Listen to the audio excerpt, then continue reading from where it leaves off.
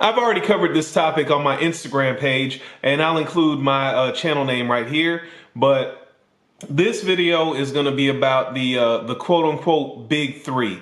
Now, if you've been in the knife world for a while, there are three companies that are considered the companies, the big three, the knives, the three main manufacturers. Almost like if you were talking cars, you talk Chevy, Ford, Chrysler.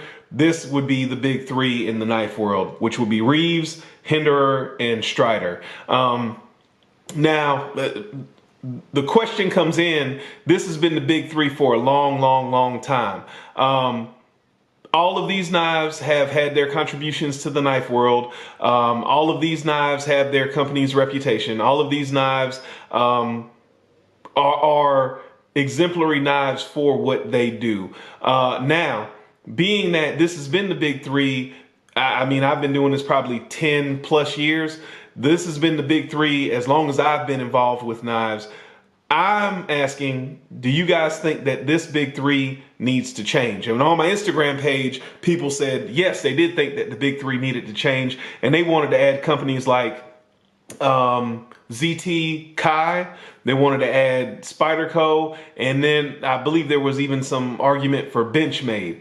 Now, I guess the question is, what qualifies a knife to be in the big three?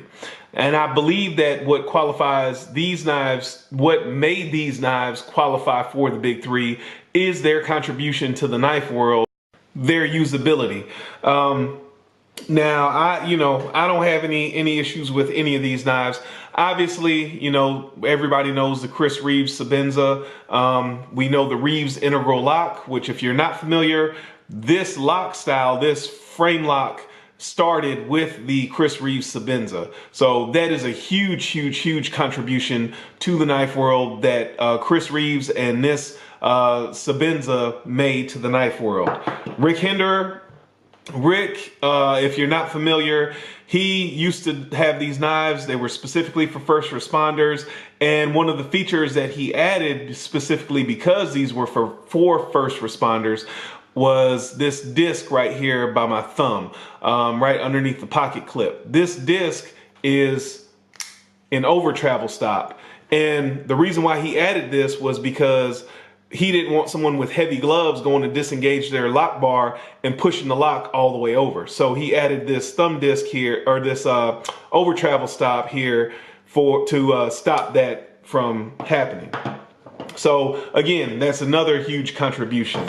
And Strider, I think, just kind of tied everything together. They have the warranty, they have the materials, they have the overbuilt folder to just withstand pretty much anything.